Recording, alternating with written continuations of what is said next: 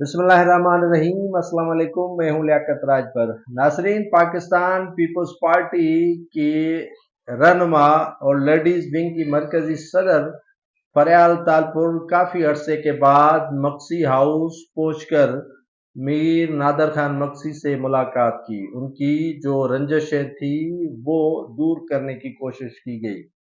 जी हाँ, मीर नादर मक्सी जो peoples party के एतमाद वाले अफराद में शामिल थे और उनसे फरियाल तारपुल के लिए कहा जा रहा था कि वो उनसे नाराज हैं और चांडिया बरादरान के करीब हैं, तो वो पीपल्स पार्टी से काफ़ी अरसे से किनारा कश रहे। पीपल्स पार्टी में तो वो रहे, आसिफ अली जरदारी के भी करीब रहे और करीब हैं।